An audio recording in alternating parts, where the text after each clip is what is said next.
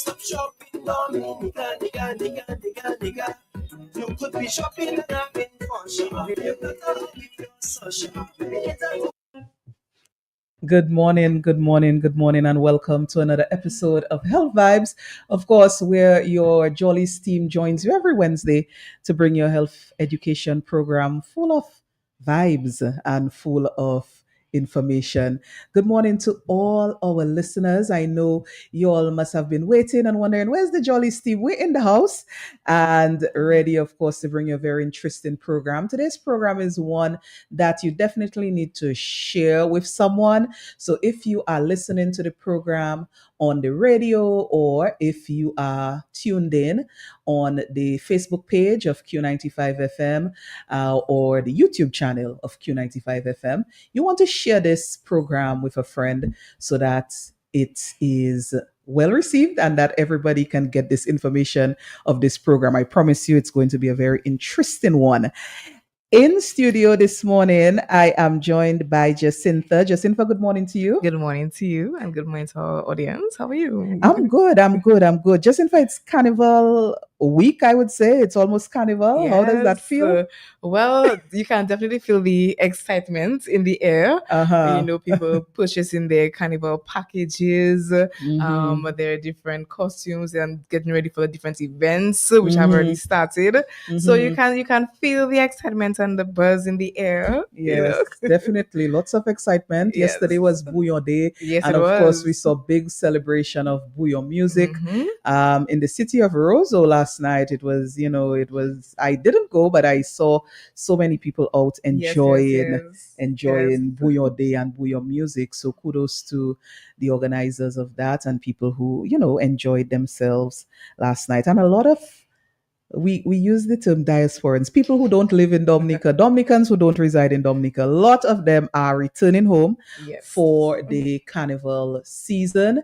So I'd also like to say good morning to all of you who are back home to enjoy the season. We do hope that you get a chance to enjoy the Nature Isle as much as you can. Right. I see our online listeners are popping up. I just want to recognize those who always log on to Health Vibes on a Wednesday. Julie, I see you. Good morning to you. And to the rest of you guys popping up and sending us greetings. Good morning. Good morning. Good morning. It is an interesting time for Jolly Jacinta. There's a new product that I want to highlight before we get into our show and our topic. Jolly's Manufacturing has done a toilet tissue paper, bathroom tissue under the Babyliss brand. So Babyliss toilet paper.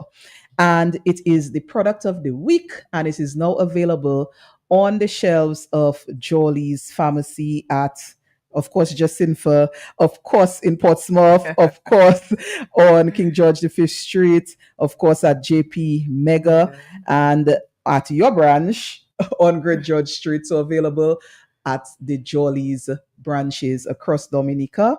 Babyliss toilet paper, two types. One is a 500 sheet roll. The other is a 300 sheet roll, 2-ply. So it's meant to be strong. Yes. It's meant to also be soft. And if you've had an issue with toilet paper and its durability, Babyliss brand, you must try it. It's made here, Jolly's Manufacturing. And so try out this product. It's the product of the week. I'm very excited because I have issues with toilet paper all the time. It's like I get toilet paper that's not good. It's breaking up. Right. Yes. It's too soft. Yes. But the Babyliss toilet paper is out and it's a good brand. It's a good buy. It's manufactured by Jolly's Manufacturing. So I want to ask everyone to try it out. You let us know what you think about it, but try it out. And we also had announced about 2 weeks ago that there was a promotion for people who bought Linked Perfume, which also is a product of Jolly's Manufacturing.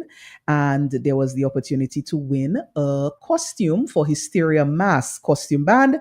And the winner was Kamisha Charles.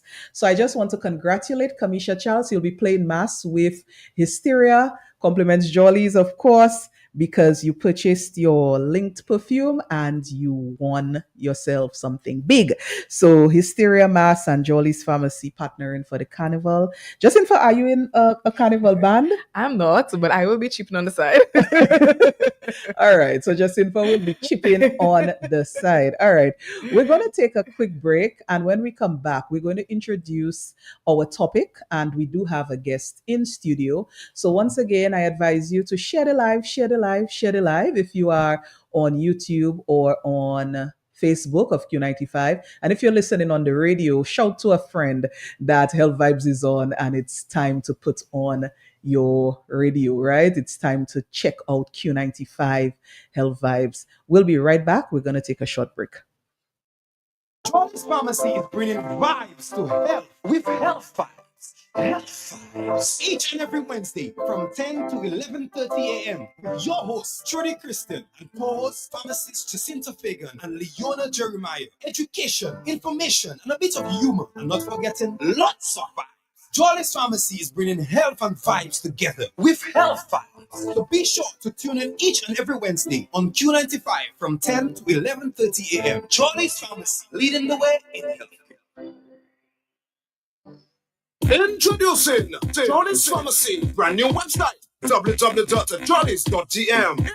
It's your time to jump the line. Shop now at jollys.gm and have your items delivered in the comfort of your office. No more standing in line. No need to use your lunch hour to shop. Hassle-free shopping, safe and secure. Jollys.gm features rush delivery, 1 hour. In-store pickup, regular delivery, 5 p.m. Cut-off time, 4 p.m. It's your time to jump the line. Visit us at www.jollys.gm. Jolly's Pharmacy, leading the way in healthcare. Oh, and if they say convenience can make a big difference, then you can trust me. I know just where you should be. That is JP Mega. The one-stop shopping, nigga. You could be shopping and having fun. Shop if you're not happy, feel so sharp. Cater to everyone. What a happy place. Oh, JP Mega. The one-stop shopping, nigga. You could be shopping and having fun. Shop if you're not Cater to everyone. What a happy place. Oh, what a happy place. But just stick some more any item and you automatically qualify for discounts. Check us out at the Mega Store in Fongolia where there's lots of parking on Monday to Friday from 9 a.m. to 7 p.m. On Saturdays from 8 a.m. to 6 p.m. and on Sundays from 10 a.m. to 2 p.m. JP Mega, the best family shopping experience. We got this morning feeling rich thing. I had been vicious and calling sick, but I end up in Jolly's Pharmacy. And don't you got street Jolly's fix up my immune system. Me feeling fit and strong now. I'm ready to work like it on any mission. If you see me again, Jolly's Pharmacy is number one. Jolly's for you. We cater for everyone. Jolly's for you. It's up the immune system. Jolly's for you. Yo, Dominic, it's about the box. Whenever I'm in town and I'm feeling down, I head to Jolly's Pharmacy. They boost me up real quick. Jolly's Pharmacy, leading the way in healthcare. And we are back with you. And as I promised, we do have a very interesting topic for this morning show. And we do have a guest in studio. This morning, we're going to be tackling the topic of alcohol misuse, alcohol abuse, if you want to term it as such, alcoholism, if you want to term it as such. But this is our focus this morning. And we do have a guest in studio who will be sharing her experiences with us. She has to remain anonymous. And so if you're viewing the program on the social media platforms of Q95, you will not see our guest on camera, neither are you, if you do by any chance recognize her voice, neither are you if you call in to ask a question, we would not want you to use her name or any specific information about her. So we have a guest that is going to help us with this topic. It's a very important one. I noticed on Matt's show, which was just before this, people were speaking a lot about the abuse of alcohol that they are observing, and even amongst young children or young people. And that was a concern, or that is a concern that we have. So we're going to dedicate Health Vibes this morning to discussing this issue. And we have someone, as I said, who is going to assist us with this through her own experience, but she's going to be an anonymous guest. So you're going to listen to the program and you're going to hear her, but you're not seeing her and you're not referring to her by name, if by any chance you recognize her. So I want to first say good morning to our guest. Good morning to you. Hello. Thank you for the invitation. Yeah, it's so we're very happy that you have agreed to join us on the program and actually share some information with us. I'm very excited to have you on. Thank you. I'm super excited too. Yes.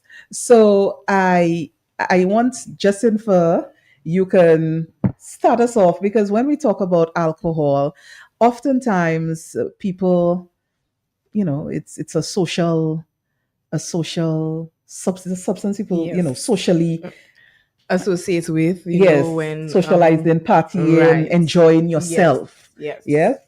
But what do we consider? What is your definition of misuse of that substance? Okay, so like you mentioned earlier, alcohol abuse or alcohol misuse are the two terms that are used when defining when somebody abuses or misuses alcohol. And so this is when drinking happens in a manner, in a situation, or in any social setting, or even individually, where the amounts that are consumed either pose a threat to the individual or people in their surrounding area.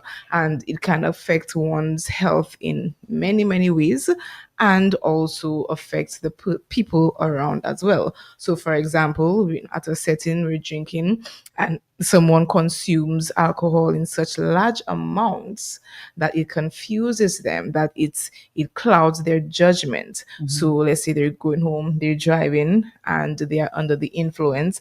And of course, because of this, they are at higher risk of getting into an accident, and of course endangering not just themselves but others as well. So alcohol abuse is drinking in such large amounts frequently as well, that poses negative effects on both the individual and people around them, and that can be ongoing unless the person recognizes that they actually have a problem and it is addressed. And then I guess to just in defining negative impact on the person or the people around them, those negative impacts can be health related as well. Of course. Yes. So physically, mentally, psychologically, and then, also the reason for drinking excessively as well. And we have this notion, Dominica and worldwide, that if you do not have alcohol when you're partying and socializing, that you will not really enjoy yourself to the max. And that's a myth. So I want us to now go over to our guest.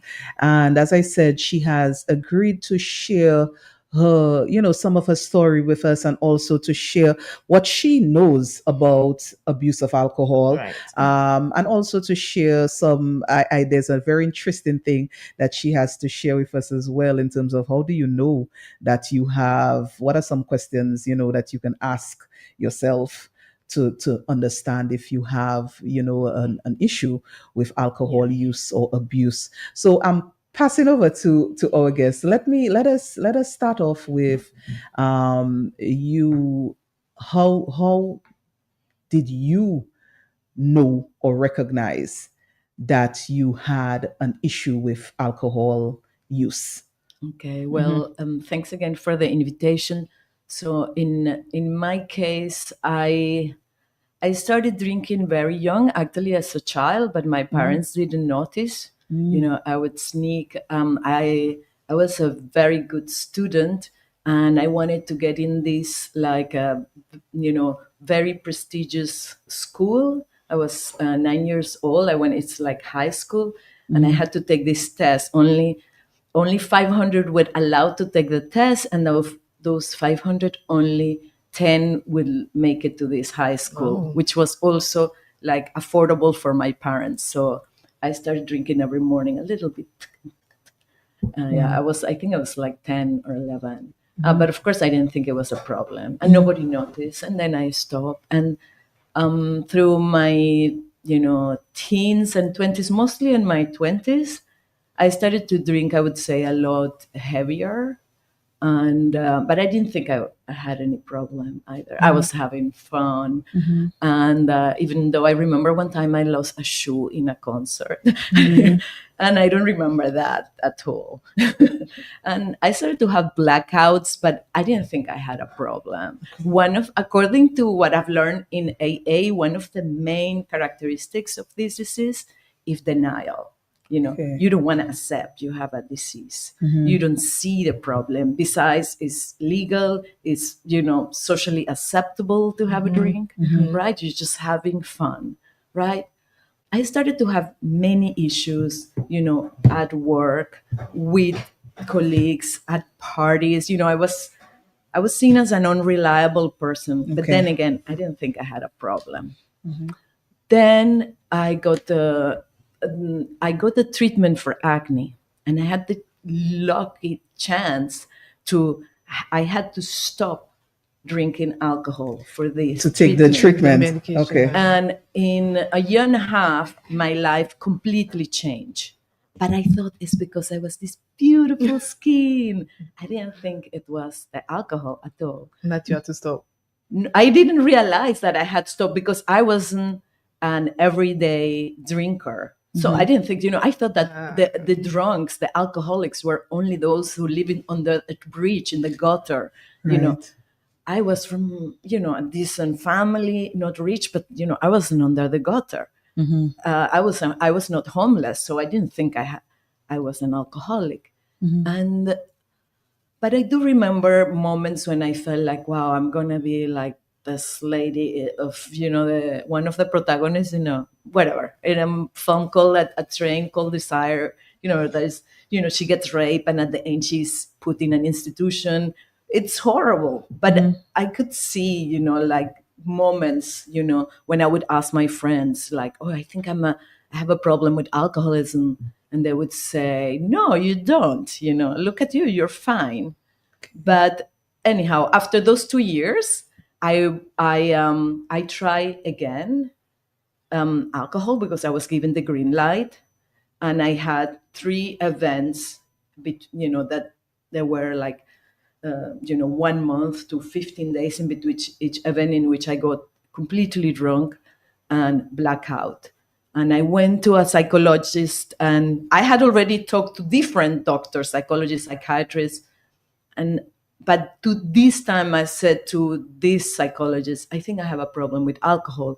And this person told me that you don't have to see me, you have to see Alcoholics Anonymous. And thanks to this psychologist, I went to my first meeting on September 18 of 2001. And since then, I haven't drank. Since I of course, when I first arrived to a meeting, I didn't think I was an alcoholic either. But they told me that none of them had been diagnosed by someone else. In Alcoholics Anonymous, we believe in self-diagnosed. And it doesn't matter how often do you drink. If it affects you in any way that you don't like and you still drink, you're probably an alcoholic. Okay. We have 12 questions in AA that perhaps you want to read aloud. They are in the webpage for self-assessment. And I'm going to give them to you here. It's interesting that you said if drinking has a negative impact on you or your life, but you still continue drinking, then that's indicative of there being an issue.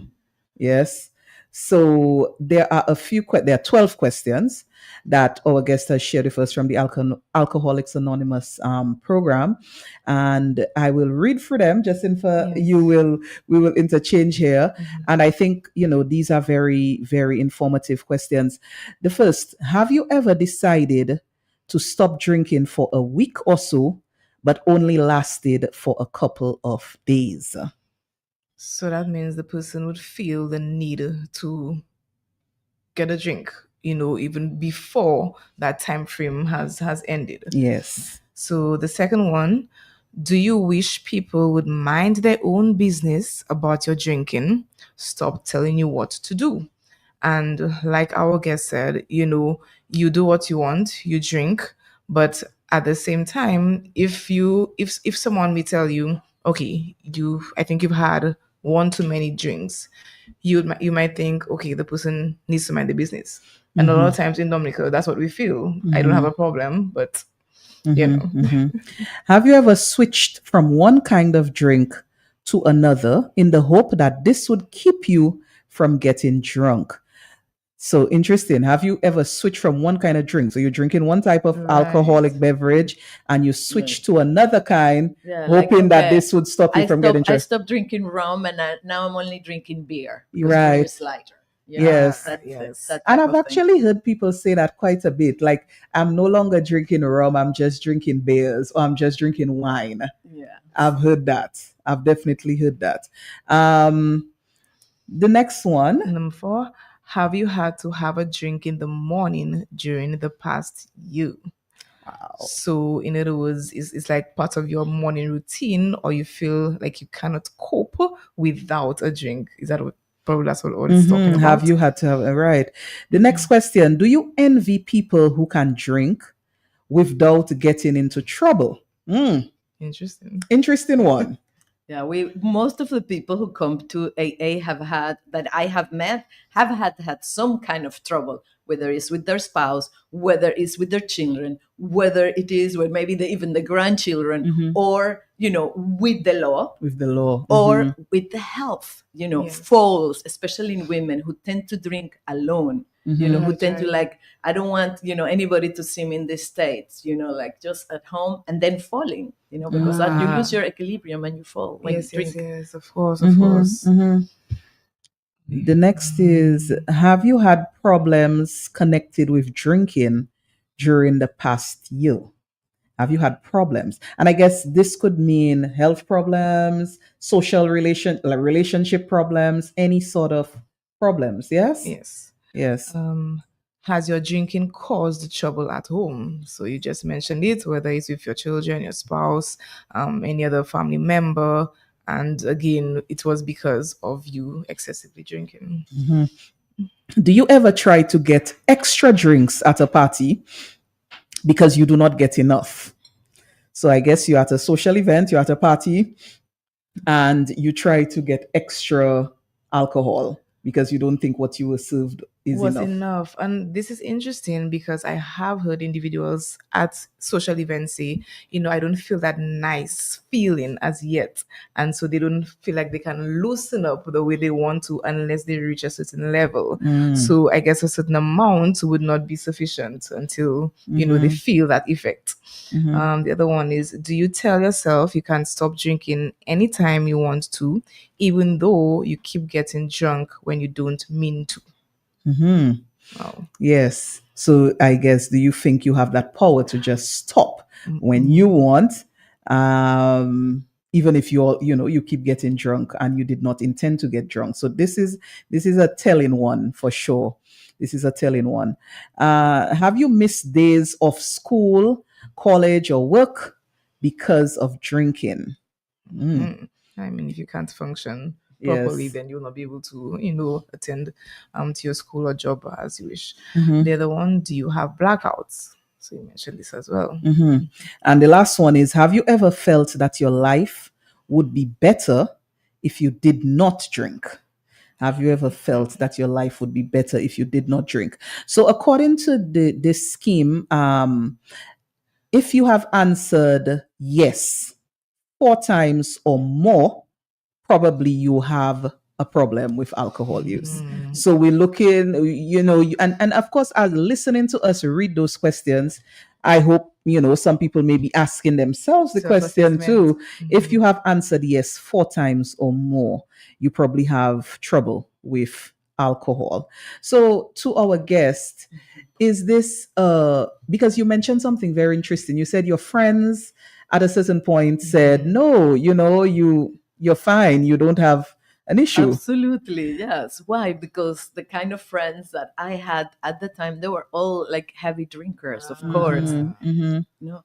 So when I first came to AA, so AA works with, we are a peer group, like one alcoholic helps another alcoholic, and that's how we stay sober.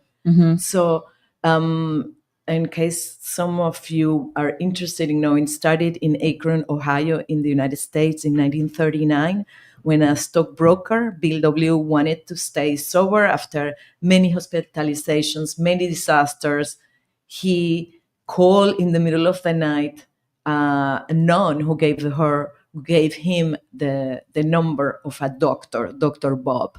So AA doesn't distinguish of like professions, like how smart you are. It doesn't matter which class you have, if you're rich or poor. We're all at this, we're at the same stage. So in AA, sorry, I forgot the question. I'm just making reference to the feedback from your friends. So it's like you were not necessarily getting this pressure that, hey, you have a problem, you need to do something. No, and then in AA, I was told, stop going to to the places and hanging out with the people where you might, have a drink. Okay. Okay. And I slowly realized that all my friends at the time were drinkers. Okay. And at the beginning, I thought, like, what am I going to do now? I'm going to be all alone. But that's why the group is so important. The support group that we get in AA. We all understand each other because we speak the same language. And I also learned something about the disease that I didn't understand at the time. That is an obsessive compulsive disorder, which means you have this obsession, this thought about the drink. You may not drink it right now, but you're thinking, when is the next time I'm going to have it? When is it, or others like, I need to get money to get the next, hit. I need to get money to get the next hit. And it's all the life around this one thought, which is the next. And then the compulsion is the physical act of actually going and drinking. So it's obsession, compulsion, and denial. Because at the same time, I denied for so long, but also my friends denied, and also my family denied, because nobody wants to admit that they have an alcoholic in their own family. Now if any of the listeners have a friend or a family member who they think may have a problem with alcoholism, who may have tried to stop on their own and they can't stop, we know what it's like, in AA. I know what it's like. And in AA, they can come to AA either, physical. We're here, we meet in Rosso at SMA, St. Mary's Academy. We're not associated with any denomination, with any sect, with any association, not even with St. Mary's Academy. Okay.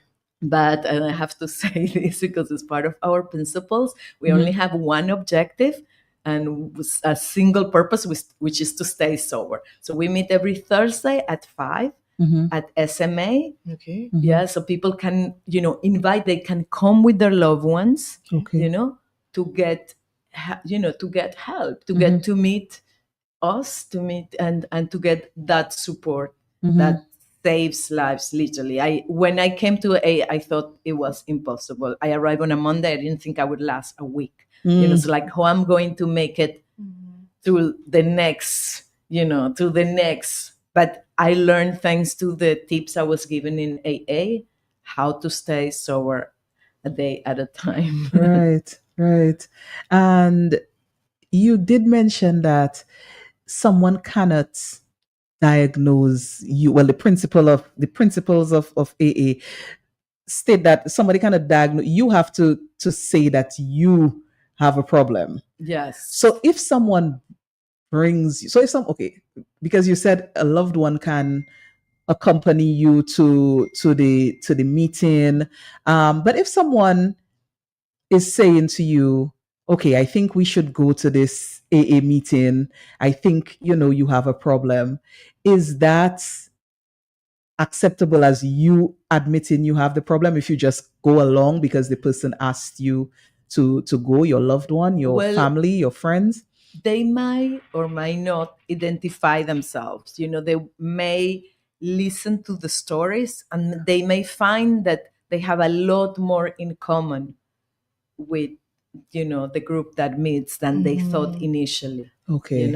So we think in AA, I think that AA, the way it is work is because nobody's giving me any advice on how to live my life. Okay. It's a spiritual program, but there's no denomination. So I could be a Muslim, I could be even an atheist, I could be of whatever religion I am, and we still have 12 steps that help me to my personal growth and 12 traditions that kept the group together, so, which is the base of, like how we are able to survive sober. And we don't give advice. So we only give suggestions, right? When I came, nobody told me I was an alcoholic. And I kept coming because I kept hearing more and more tips about how to stay sober, and I wanted to stay sober.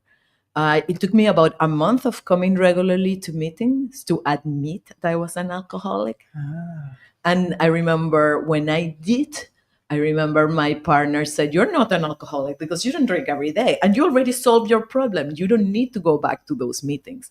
But I was like, I was told there that this is a disease for life. This is what AA believes. And in my cases, I think it's true because I stopped for 2 years and I thought that, like it was good, that I was done. But according to what I learned in AA, once you have the disease, you will have it for life.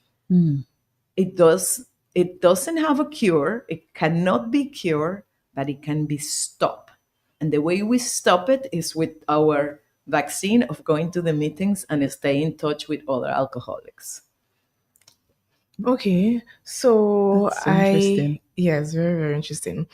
But I need to ask you. So I believe when drinking, there are different phases. So you take one drink, you do not feel anything. You may take 2 to 3, you begin to feel a bit tipsy or a nice feeling. Is there a way of knowing when you cross that line from feeling tipsy or nice to getting drunk? That is a great question. So AA is a program of total abstinence. So when I came to Alcoholics Anonymous, I was told there was no amount of alcohol that I could consume safely. Because if I admitted I was an alcoholic, then I had already crossed that line. Right. A little bit is too much and 1,000 drinks is not enough. I understand. And that is the obsessive compulsive nature. So the only way to live a life, joyful. And, it's really amazing the miracles I have seen in AA, that the lives of people change completely only for the better. Only for the better. But anyhow, a lot of stories of other people, but I'm only talking about yourself. Yes. But there is no safe. According to 4-hour AA, there are other Alcoholics Anonymous is a solution. We're not saying that the only solution, right. And we don't have any opinion about what the doctor says or what any other people might say about it. According to us, is total abstinence. Right. So are there times, because of course you've said you've stayed sober, I don't know if you want to share for how long, but are there times that it's more difficult for you, even with the tips that you are getting from AA? Are there any particular times of the year or times of just general life that it's more difficult than others to maintain that complete abstinence? Well, like everyone else, I have gone through, to go through Christmas is like a very, for me personally, because there is so much drinking around Christmas time. And also, of course, like Carnival, right? This is the time. However, I have to say that at the beginning, I've been sober for over 24 years. At the beginning, it was a lot harder. Okay. Now, the reason I keep coming back to the groups is because I know how sneaky this is. I've met people with 19 years who have gone back to drinking.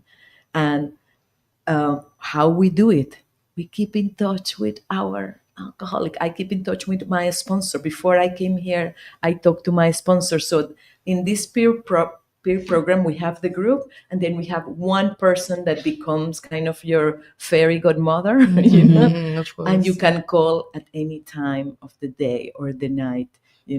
I would love you to say the number. I don't know it by heart. Yes. You can call AA if you want to have information, if you would like to know more about the meetings. Yes. So the number is 225-8553, and I will share this again at the end of the program. But the number for Alcoholics Anonymous Dominica is 225-8553. And as our guest said, the group meets on a Thursday from 5 o'clock in the St. Mary's Academy, room 102.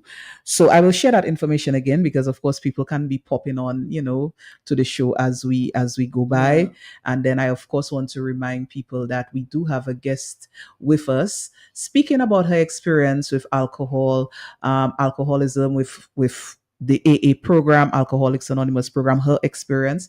She has to remain anonymous. That's one of the key principles of the program.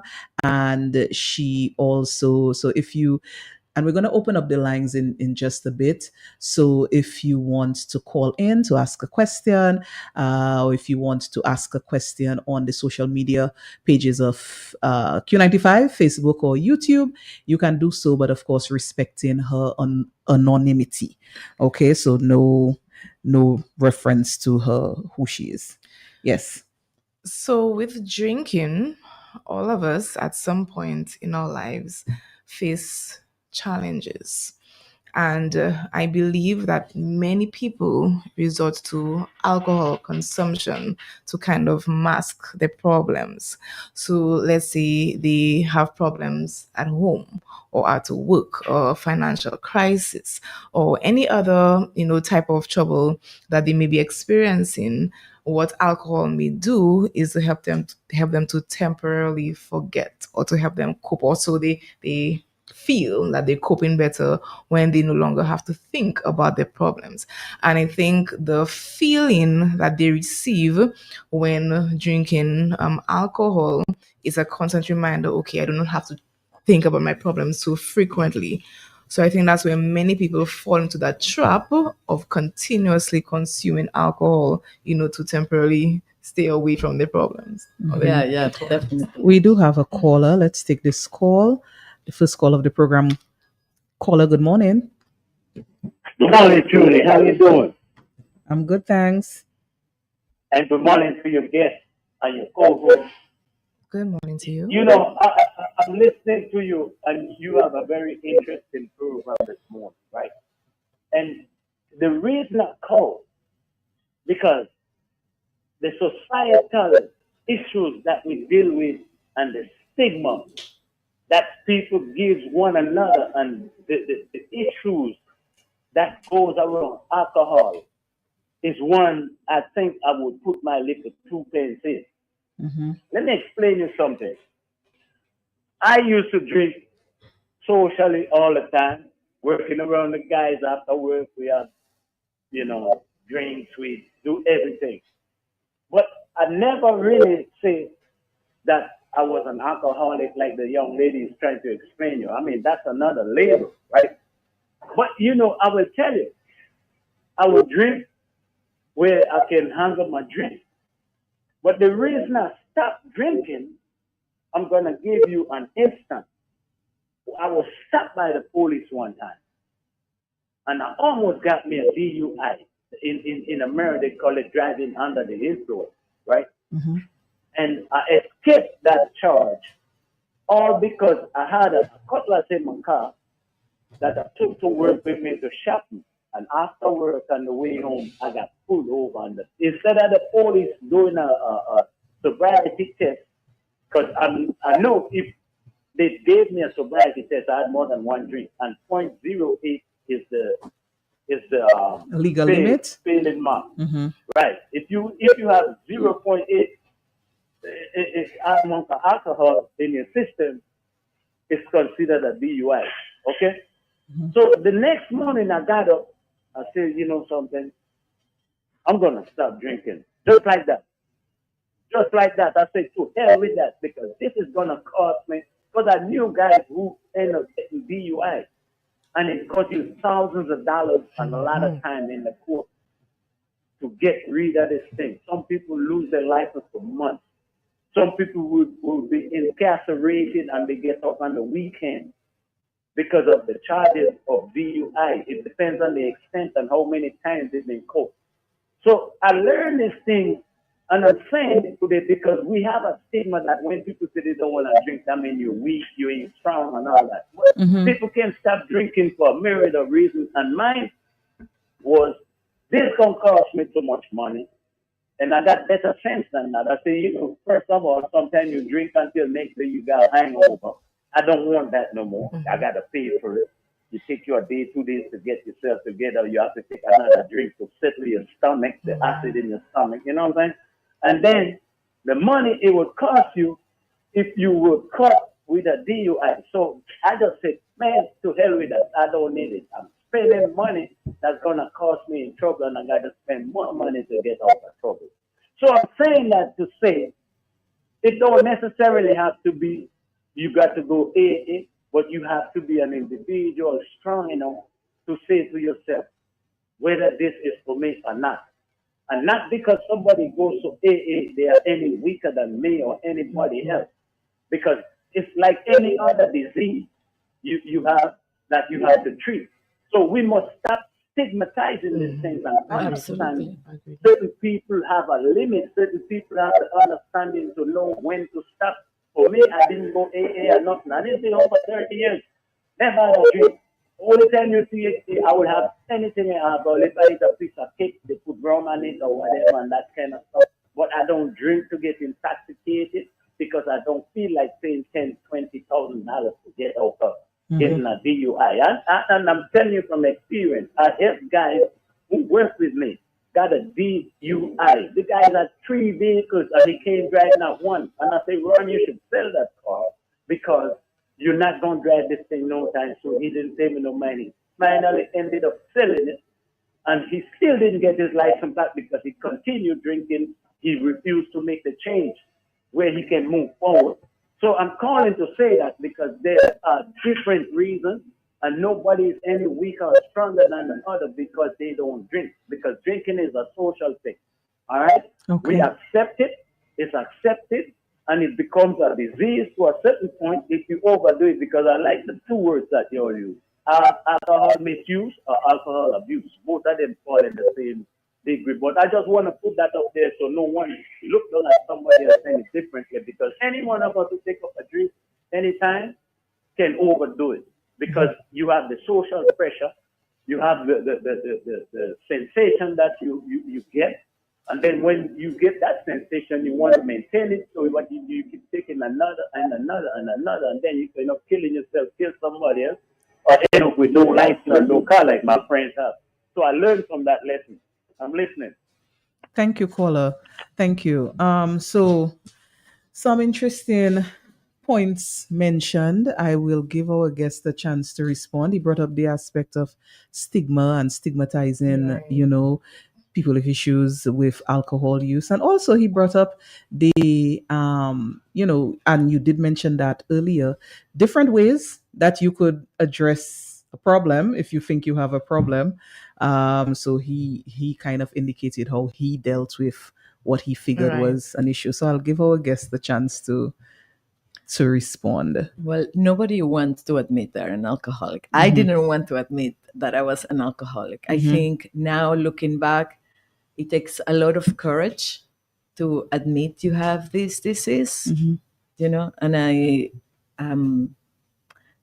but there is still a lot of stigma about being an alcoholic. And as our caller said, you know, nobody stigmatizes somebody who has problem with sugar and causes problems in his or her health, you know. But somebody who has problems with their consuming of alcohol, which causes all kind of problems, you know, it's okay. Okay, go ahead. No, I just don't want the Go ahead. camera cannot be from you. Go ahead. Sorry. Go ahead. So it's extremely important. This Yes, we're issue good. of anonymity. We're good. It's extremely important. Sorry. We're good. So that issue of the stigma. Now, if this person that call stop on their own, good for them. Fantastic. They don't need Alcoholics Anonymous. Great. You know, we are a program of attraction, not promotion. That's one of the reasons, not only because of the stigma that I'm not showing my name, my face, you know, but it's also because we follow principles, not personalities, you know. That is like the spiritual foundation of all our traditions in AA. And yes, if that person found a way to stop drinking, it takes a lot of guts to admit that you have this disease because of this stigma that the caller is talking about. And one of the things that, you know, one of the major things he was talking about is getting in trouble with the law and the drinking under the influence charge that, you know, he did not want. So this is one of the questions that was indicated in the 12 that we asked. It was this question: have you had problems connected with drinking during the past year? And it could have been a legal problem or a social problem, or, you know. So this is one of the questions that would, if you had answered yes to, and if you had answered yes to a multiplicity of them, 4 more, it could indicate that you probably have trouble with alcohol based on what we got here from AA. These 12 questions. There is something that is another thing that is mentioned: financial problems, the association with finances and having an alcohol abuse issue. Is it likely that someone may find themselves spending more than what they should or would like to, or I should maybe say driving themselves broke because of this disorder? I've seen it a lot. I've seen it a lot. AA can help anyone to stop drinking, but we do not offer any kind of financial support. Also, I just want to mention broadly for anybody having kind of like overexpending issues that there is also Debtor Anonymous. Because thanks to, you know, AA, these 12 steps have been so successful, you know, for 91 years, that there are other groups that have, you know, sprouted, like Nicotine Anonymous, Narcotics Anonymous, and many, you know, other groups of 12 steps to help with, you know, all, you know, different addictions. Okay. Yeah. I see we're getting another call. Let's take this call. Caller, good morning. Okay, we lost the call. You could try again. Let me just give the numbers: 449-3095, 449-3096, 449-3097, 616-4257. Of course, if you're calling us from overseas, the number 305-432-9624. And we're here on Health Vibes. We're discussing, if you're just tuning in, we're discussing alcohol abuse, and we have a guest in studio who has been gracious enough to discuss her experience with alcohol abuse with us and her use of the Alcoholics Anonymous program to address that. So this is what we are discussing. If you have a question, if you have a comment, of course, feel free to call us on the program. So I think during our discussion, one of the main things is being honest with yourself. And the last question, which was, have you ever felt that your life would be better if you did not drink? So if you had a very important event to attend, or an exam, or some other deadline which was very crucial, and for some reason you drank excessively and was not able either to fulfill your duty or to attend that function or whatever other commitment, then this in itself would allow you to realize what alcohol did. But it's only in recognizing that this was the cause that you will have to get a way to change it around and to recognize that you actually have a problem. And like our caller stated, he realized what problems he could encounter if he continued on that same path. So I think recognizing your past and the negative possibilities will allow you to make that change, the necessary change. Absolutely. So in AA, we have 12 steps for personal growth. And one of the steps is, the first steps is admitting total defeat. You know, who wants to admit total defeat? That's the beginning of a chapter, like nobody, right? And then the first step is to do a rigorous inventory of ourselves, right? And it has helped me to realize what are the stories I was making up in my mind to mask my behavior, you know, because well, you know, I still make up stories, but the 12 step helped me to, you know, stay on check. And that's why it works, because it's not just going to meetings. You know, we have these 12 steps of, you know, basically personal, spiritual, and I would say emotional growth. It would not substitute a doctor. It would not substitute a psychologist or psychiatrist if you need that, but it does help you to grow tremendously and to recognize, you know, the pattern, the thought pattern behind it, you know, but it's very, very difficult to see it on your own. I couldn't, you know, I couldn't. I mean, I always am amazed of people like our caller who, you know, stop all by himself. You know, I couldn't, you know, but acknowledging that I couldn't was the best thing that could have ever happened in my life. To remember my wedding completely, I'm so happy. I remember every moment of it, you know, to truly get in the joy. Or even when I have had some horrible losses, to be present, to feel the pain, you know, because I used alcohol to not feel. I want an anesthetic, you know, to not have emotions. But now I am learning, and I have learned how to manage those emotions, how to feel them, how to allow myself to feel them, to feel joy, to feel sadness, and that those emotions would not break me. Right, of course. You know, and it's okay to cry. You know, it's okay to call a friend and say, I'm destroyed, I don't know what to do, I'm undecisive, I'm going crazy, you know. And that's where also AA is fantastic, because it's a lot deeper problem. You know, we believe in AA. I understood the AA program. It's, you know, alcoholism is like the tip of the iceberg of a deeper problem with emotions, with, you know, and I have learned a great deal about myself above all, and how to be useful to society and to have joy in life as it is, you know, and accept life as in life terms, you know, without the anesthetic. I have two questions. Just Sure. I guess you have one. No, go ahead. Okay, I have two questions. One is as it relates to the network formed in Alcoholics Anonymous. Of course, you said you have a sponsor who you communicate with at whenever you need to.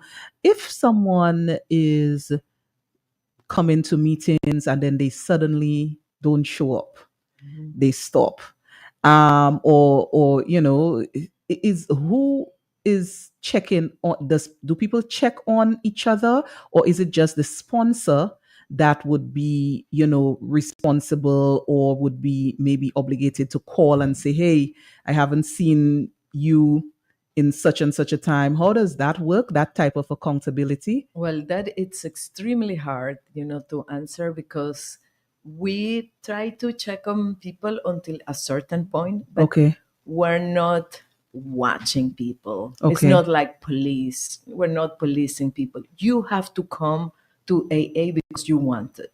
Mm-hmm.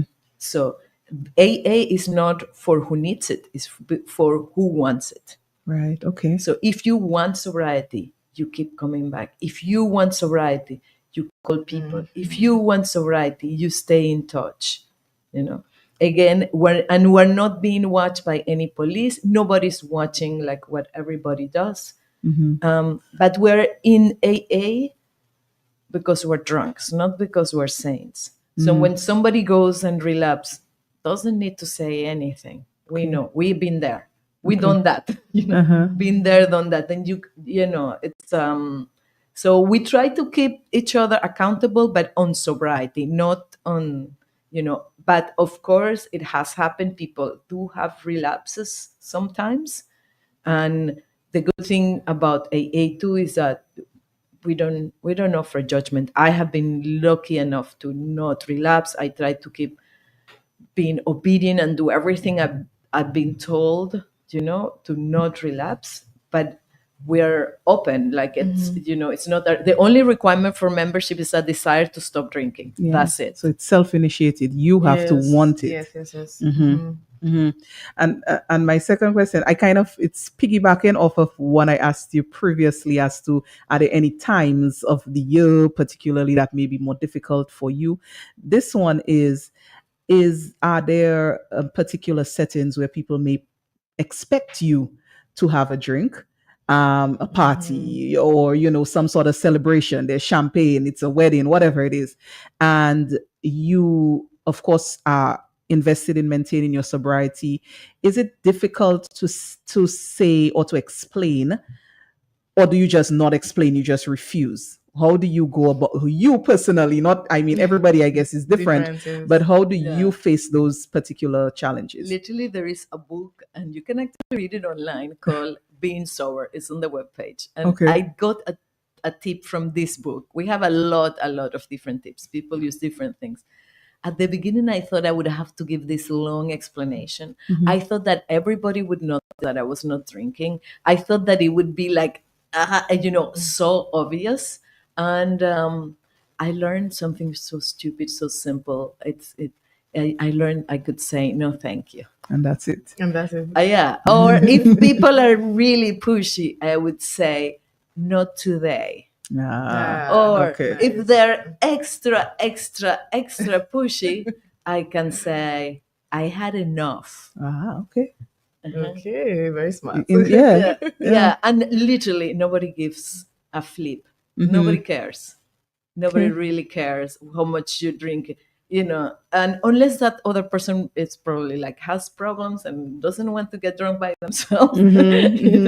But most people don't know. Don't care. Can I have some water, please? Sometimes it's hard. Like yesterday, I was at an event and there was no non-alcoholic beverage being distributed. I was very thirsty for a drink, but not for alcohol. Right. And there was only alcohol. But all I have to say is like, do you have a non-alcoholic beverage? We have sorrel. Great. Can I have a sorrel juice, please? And that's it. It's very simple. Okay. I have a question and a statement. So you mentioned very early in your journey that when you were very young, you started, with a sip in the morning. If I may ask, what may have probed you from so young to start, tasting alcohol and then increase your... I literally don't know. I personally think that it's an innate, maybe there's a genetic factor. I don't know. We don't in AA, we don't give theories about, yes or no. I believe what I have learned is that we're born with this disease. And it's either you have it or you don't have it. But once you have it, you cannot unhave it.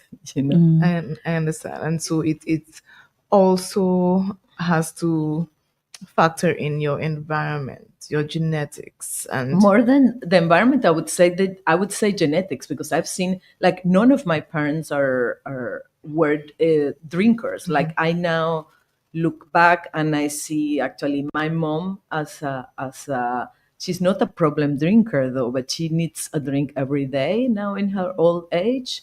She's just at home, have her one drink. She doesn't get drunk, but she must have it. Is she an alcoholic? I'm not to decide that for her. Only she can decide. Okay. You know, but she was not always like that, and I didn't grow up with my mom or dad drinking every day. Okay. Neither one. You know, neither anybody close in my family that drank alcohol. We see all the time kinds of completely different backgrounds, from alcoholic families to, you know, to non-alcoholic families who come with a problem. You know?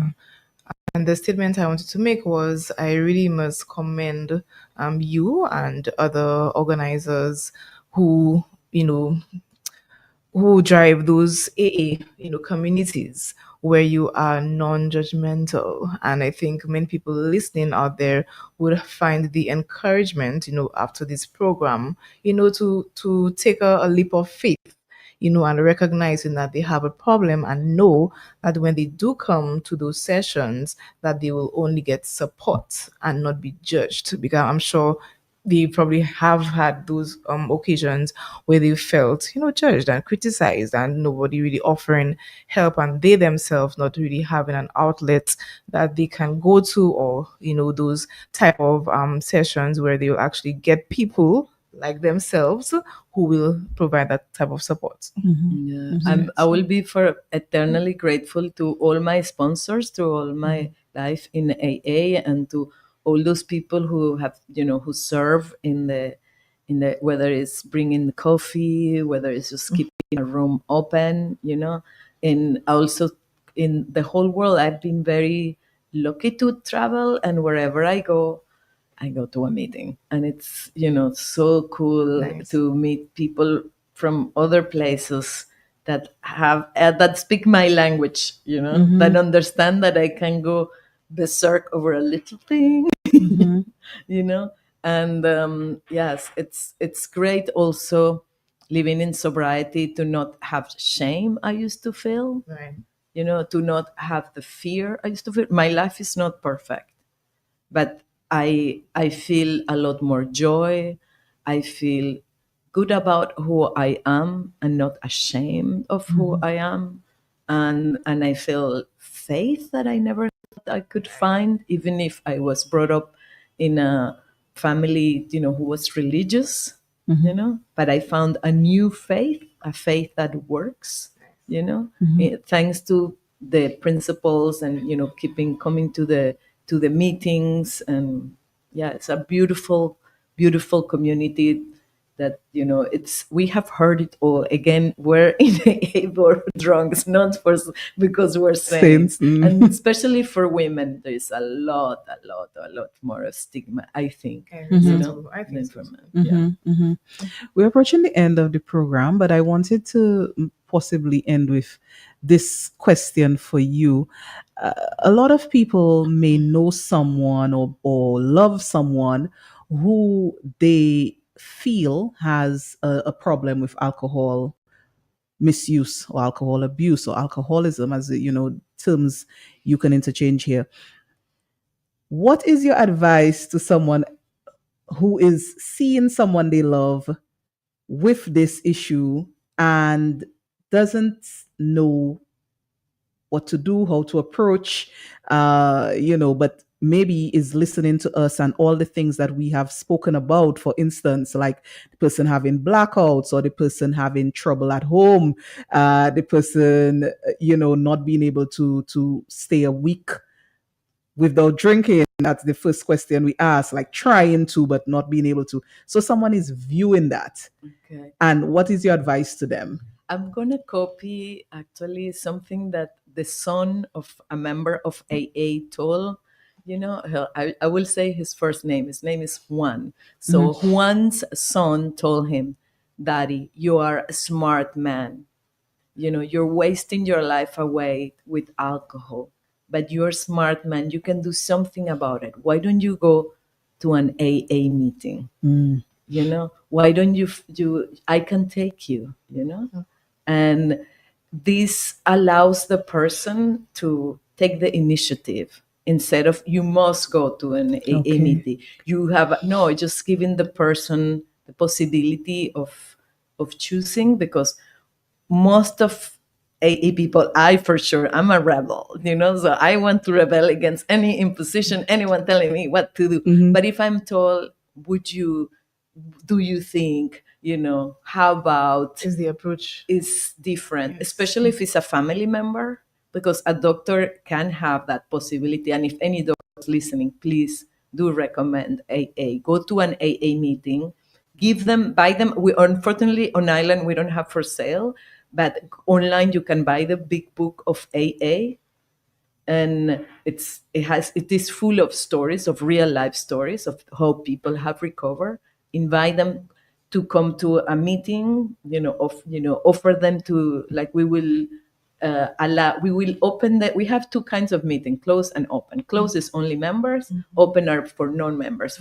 So we will open the group for a non-member to come, and they can listen and they can make the decisions for themselves.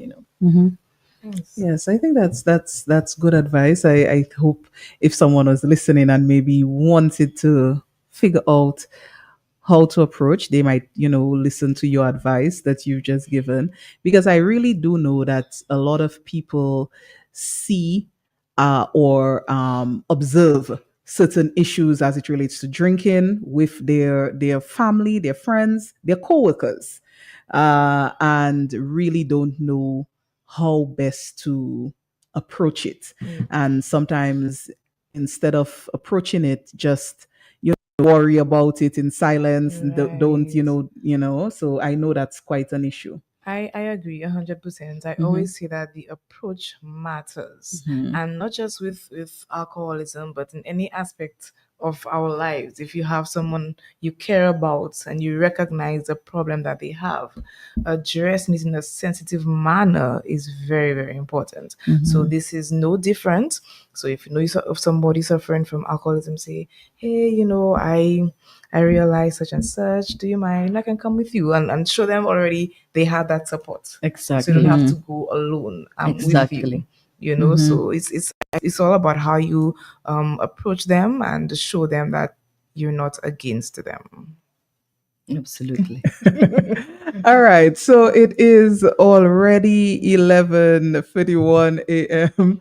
And we are at the end of our program. I want to thank our guests so much. And I want to thank you for all your questions. And, I feel like you understand the disease and you understand also what AA is about. Thank you so much for the invitation. You're welcome. Respecting my anonymity. You're welcome. And I will really appreciate it. I just want to remind listeners, if you may be tuning in and you didn't hear earlier, that the Alcoholics Anonymous Dominica group meets every Thursday from 5 to 6 in room 102 at the St. Mary's Academy, which is on Turkey Lane, of course, at the SMA.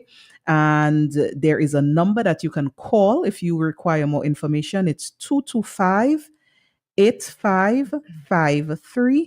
That's 225-8553. And this is information that you should definitely pin and save, because I guarantee you there will be a time where you'll wonder to yourself, how can I best assist someone? How can I best assist myself?